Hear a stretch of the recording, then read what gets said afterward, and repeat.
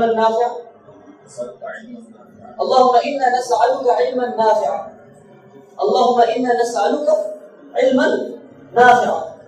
तो रसूलुल्लाह ने हमें इल्म को दो कैटेगरी में बांटा, नफा बख्श और गैर नाफ़िअ, beneficial knowledge and non beneficial knowledge. That's it.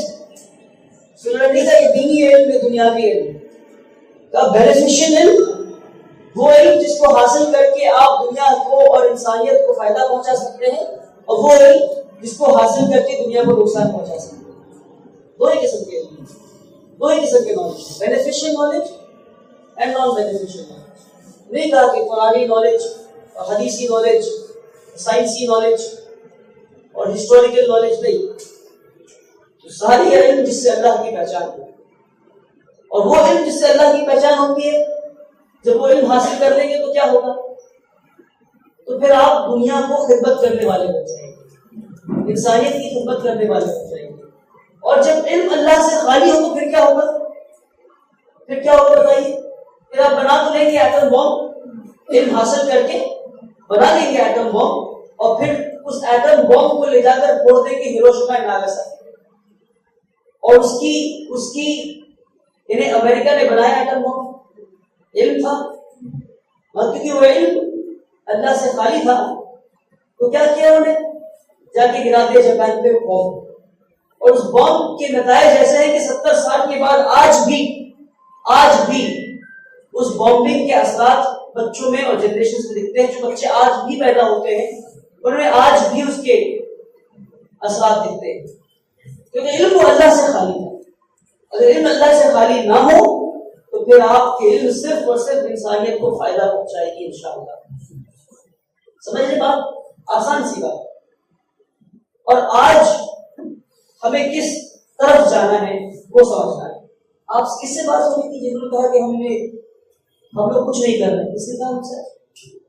आप में से किसी ने कहा मुझसे? क्या आपने मुझसे कहा हम लोग कुछ नहीं कर रहे? मैंने कहा आप क्या कर रहे हैं? तो आपने कहा कुछ नहीं कर रहे। हमने इनसे कहा कि आपका नाम अख्तर साहब, हमने कहा अख्तर साहब क्या कहते हैं आप लोग? तो अख्तर साहब ने कहा नहीं।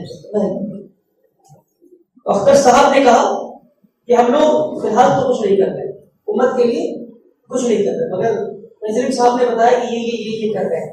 उसके बावजूद अख्तर साहब ने कहा कि हम लोग कुछ नहीं कर रहे। एंड दिस इज द जज्बा दैट वी नीड, कि हम लोग कुछ नहीं कर रहे। इसलिए कह रहा हूं क्योंकि आज उम्मत की लीडरशिप में, यानी मुस्लिम लीडरशिप में जो मुझे सबसे बड़ी बीमारी दिखती है, वो बीमारी क्या है?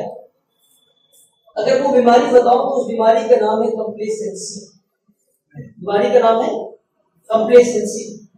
मुस्लिम लीडरशिप हैज बिकम कंप्लेसेंट, और उर्दू में तर्जमा करूं तो खुद मुतमईन हो जाना कि भाई हम बहुत काम कर चुके हैं, हम बहुत बड़ा काम कर रहे हैं, मेरा काम सबसे बड़ा है, मैं ही तो काम कर रहा हूं, बाकी सब पानी कम।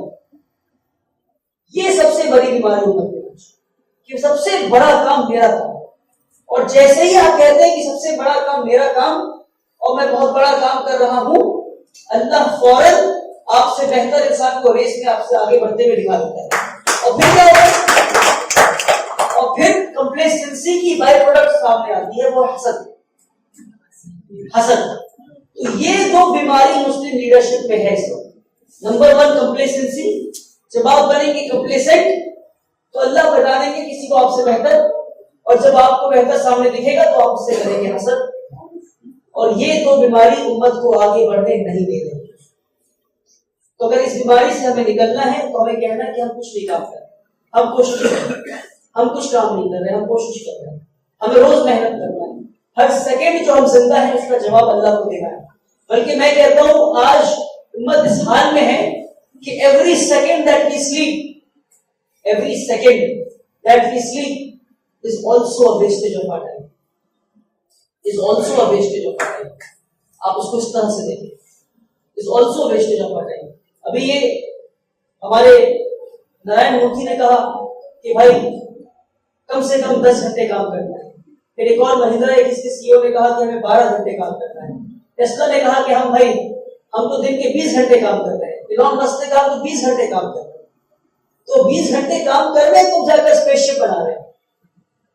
20 घंटे काम कर रहे तब जाके दुनिया को लीड कर रहे हैं, और हम कह रहे हैं कि भाई वो वाली गवर्नमेंट छुट्टी में हम छुट्टी क्यों नहीं मिली, सैटरडे के दिन हम 5 घंटे काम नहीं करेंगे, हम 3 घंटे काम करेंगे, हम अपने सारे सीएस लेंगे और सारे मेडिकल लीव्स लेकर रहेंगे, तो फिर कहां से काम होगा? हम तो छुट्टी ले रहे हैं, हम तो आराम कर रहे हैं, आराम करने से काम कहां होगा? कि रसूलुल्लाह सल्लल्लाहु अलैहि वसल्लम उनके सहाबा ने आराम किया? नहीं किया। कितना आराम किया पता है आपको? 1 सेकंड आराम नहीं किया। दिन भर काम करते, फजर से उठते तो काम शुरू हो जाता और जोहर तक काम करते, और क्योंकि वो डेजर्ट था और धूप इतनी कड़ी होती थी कि जोहर के बाद थोड़ी देर, आई थिंक आधा घंटा से 40 मिनट आराम करते थे और फिर उठकर काम करते, फिर इशा तक काम करते, और इशा के बाद सोते, फिर तहज्जुद में उठ जाते, और तहज्जुद में उठते तो फिर फजर में जगे रहते और फिर काम और काम और काम और काम। तो ये लाइफस्टाइल था तो दिन हम तक पहुंचा, और हमारी लाइफस्टाइल ये हो गई है कि हमें छुट्टी चाहिए और आराम चाहिए। तो आज हम इस पोजीशन पे खड़े हैं और हमें कहना पड़ रहा है कि आज हम बहुत पीछे हो गए हैं, हमें काम करना है, हमें ये करना है, हमें ये करना है। और जितने भी लोग आप सब ने इंट्रोड्यूस किया, आप सब अक्सर लोग गवर्नमेंट एम्प्लॉयज, इसमें कितने गवर्नमेंट एम्प्लॉयज हैं? अक्सर लोग गवर्नमेंट एम्प्लॉयज हैं, अक्सर लोग गवर्नमेंट एम्प्लॉयज। ये पहली सीढ़ी थी, गवर्नमेंट एम्प्लॉय बनना पहली सीढ़ी थी, पहली सीढ़ी, फर्स्ट स्टेप। बहुत गौर से सुने मेरी बात, but make sure that your next generation does not become a government employ. Trust me on that. क्यों मैं कह रहा हूं? They are either in the government or they are the ones who are running the government. पहली सीढ़ी ये होती है कि आप गवर्नमेंट एम्प्लॉय बनेंगे। How do you become in the government? By coming into politics. How do you run the government? बताइए। By having the big money that is required to run the government. आज की देश की politics politicians नहीं चला रहे, वो चला रहे जिनके बैंक में ज्यादा पैसा है, और जिनके बैंक में ज्यादा पैसा है उनके बैंक में ज्यादा पैसा है जो एंटरप्रेन्योर है, जो बिजनेसमैन है। हमारी अगली नस्ल को हमें बिजनेस की तरफ धकेलना होगा और उन्हें कहना होगा कि हर बच्चा हमारे कम्युनिटी का 1000 करोड़ का मालिक बनेगा इंशाअल्लाह। जब हर बच्चा 1000 करोड़ का मालिक बनेगा, जब हर बच्चा 1000 करोड़ का मालिक बनेगा, तब वो एक 100 करोड़ का स्कूल बनाएगा मुसलमानों के लिए, एक 100 करोड़ का स्कूल बनाएगा हिंदू मुस्लिम क्रिश्चियन सबके लिए, एक हॉस्पिटल बनाएगा जहां हिंदू मुस्लिम क्रिश्चियन सब लोग आते हैं, एक यतीम खाना बनाएगा, एक ओल्ड एज होम, वैसे बनाना तो नहीं चाहिए मगर अफसोस बनाना पड़ता है हमें ओल्ड एज होम, वैसे यतीम खाना भी बनाना नहीं चाहिए। ये जो यतीम खाना का कॉन्सेप्ट है और ओल्ड एज होम का कॉन्सेप्ट है, ये अच्छी जगह नहीं है, यतीम खाना अच्छी जगह नहीं है। अगर किसी को लगता है कि ऑर्फनेज एक अच्छी जगह है तो बहुत बुरी जगह है। मतलब अगर किसी मुआशरे में ऑर्फनेज है और लोग प्राउडली कहते हैं कि हमारे यहाँ ऑर्फनेज है तो अच्छी बात नहीं है, शर्म की बात है। क्यों शर्म की बात है? क्योंकि इस्लाम में ऑर्फनेज का कॉन्सेप्ट नहीं है। कॉन्सेप्ट ये है कि हर इंसान अपने घर में यतीम बच्चा रख ले। अगर हर इंसान अपने घर में यतीम बच्चा रख लेगा तो यतीम खाने की जरूरत नहीं है। तो अगर हम यतीम बच्चे अपने घर में रखेंगे नहीं और अपने सरकार के माल से यतीम खाना चलाएंगे, क्या कहते हैं?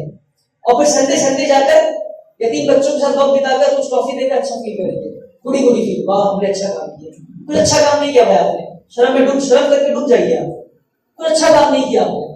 देखिए अरे अल्लामा इकबाल का शेर है, मेरी नवा में नहीं अदाए महबूबी के बाग के सूर इसराफील दिल नवाज है, कि मेरी बातों में मिठास नहीं है जो आप कहेंगे सिर्फ ताली बजाएंगे। कुछ बातें ऐसी भी कहूंगा जिससे दिल टूट जाएगा, पर मैं कह के जाऊंगा। और सबसे बड़ी परेशानी आज उम्मत में ये भी है कि हम चैरिटी क्यों करते हैं? Why do we do charity? हम चैरिटी इसलिए नहीं करते क्योंकि हम गरीबों का भला चाहते हैं। हम चैरिटी करते हैं सेल्फ ग्रेटिफिकेशन के लिए। मैं उसका एग्जांपल देता हूं मैं आपको और अपने ऊपर लेकर देता हूं ताकि दिल किसी का ना टूटे। मैं और मेरे भाई, मेरी बीवी, उनकी बीवी और एक और दोस्त और उनकी बीवी और एक और दोस्त उनकी बीवी, यानी 4 फैमिली, यानी 8 लोग। अगर 5 स्टार रेस्टोरेंट में जाके खाना खाते हैं, खाना खाने के बाद क्या लगता है आपको? 8 लोगों ने 5 स्टार रेस्टोरेंट में अच्छे से जम के डिनर किया, कितना बिल बनेगा जी? 15 to 20, थोड़ा कम कर लेते हैं बस 10,000 मान लेते हैं, चलिए 15,000 भी हो सकता है, ठीक है, मगर 10,000 मान लेते हैं। तो मेरे भाई ने 10,000 रुपए बिल पे किया और रेस्टोरेंट से बाहर निकला, गाड़ी में बैठा, ड्राइवर ने कहा साहब जी इस महीने का तनख्वाह मुझे नहीं मिला। तो भाई ने कहा अच्छा कितना तनख्वाह चाहिए तुम्हें, कितना तनख्वाह हुआ तुम्हें? तो ड्राइवर ने कहा साहब 10,500 तनख्वाह हुआ हमारा और एक्स्ट्रा टाइम करके 1,000 रुपए यानी 11,000 रुपए तनख्वाह, 11,500 रुपए तनख्वाह हो गया हमारा। तो मैंने कहा अच्छा भी देता हूँ, जेब में डाल हाथ और 11,500 रुपए तनख्वाह दिया ड्राइवर को। देते हुए अचानक उसकी दिमाग की बत्ती जली और जैसी दिमाग की बत्ती जली वो कहा कि या अल्लाह मैं एक रात में 10,000 रुपए खर्च कर दिया और मेरा ड्राइवर 11,000 में पूरी फैमिली को महीना भर काटेगा, ये कैसे करेगा ये इंसान? मैं तो एक रात में, बल्कि एक रात नहीं 1 घंटे में 10,000 रुपए खर्च किया और मेरा ड्राइवर पूरे महीने 10,000 में काटेगा, वो उसकी बीवी उसके पूरे बच्चे पूरे महीने। तो क्या होगा, मेरे भाई का गिल्टी कॉन्शियस जाग जाएगा और फिर वो कहेगा चलो चैरिटी करते हैं। क्या करते हैं? चैरिटी करते हैं। और फिर मेरा भाई कहेगा रुक जाओ, फिर वापस रेस्टोरेंट में जाएगा, 1,000 रुपए का पिज्जा का डब्बा खरीदेगा या बिरयानी का डब्बा खरीदेगा। ड्राइवर है, पिज्जा नहीं खाएगा, बिरयानी खाएगा, तो ड्राइवर को 1,000 रुपए का बिरयानी हाथ में खवाएगा और कहेगा ये वाली जो बिरयानी का डब्बा है अपने बच्चों को खिला देना। काश कि वो ड्राइवर से पूछ लिया होता तुम्हें किस चीज की जरूरत है, तो ड्राइवर कहता मुझे बिरयानी की जरूरत नहीं है, ये 1,000 रुपए मुझे कैश दे दीजिए, मैं अपनी बेटियों की ट्यूशन फी भर दूंगा। मगर अफसोस कि मेरा भाई उस वक्त चैरिटी नहीं कर रहा था, वो अपने गिल्ट को सेटिस्फाई कर रहा था, वो अपने दर्द को सेटिस्फाई कर रहा था, समझ रहे हैं?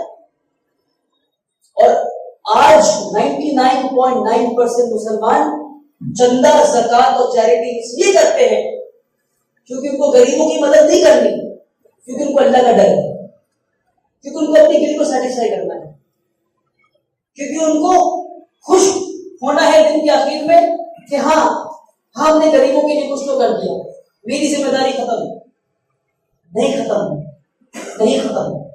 मैं कहता हूं इसको इस तरह देखिए कि अगर मैं आपको 1 करोड़ रुपए देता हूं आज और कहता हूं कि इसको इन्वेस्ट कीजिए, तो आप इन्वेस्ट करने से पहले R&D करेंगे, रिसर्च एंड डेवलपमेंट करेंगे और देखेंगे कि ये मेरा 1 करोड़ रुपए मैं कहां खर्च करूं जिसपे रिटर्न ऑन इन्वेस्टमेंट सबसे हाई हो। करेंगे आप? तो हर पैसा जो गरीबों पे खर्च किया आपने वो आपकी इन्वेस्टमेंट आखिरत के लिए है। तो आखिरत के इन्वेस्टमेंट पे आप ROI क्यों नहीं देखते? आखिरत की इन्वेस्टमेंट पे रिटर्न ऑफ इन्वेस्टमेंट क्यों नहीं देखते आप? आखिरत की इन्वेस्टमेंट में पैसा फेंक दो, डंप कर दो, इस तरह कचरा फेंकते हैं वैसा पैसा डंप कर दो, और वो डंपिंग किस तरह करते हैं? तो शरीफों की बात कर रहा हूं जो गिल्टी फील करके तमीज से पैसा देते हैं, और बदतमीज तो वो है जो घर के बाहर लाइन लगवा के चंदा देते हैं। बदतमीज तो वो है जो मदरसों के चंदा लेने वाले आने वालों के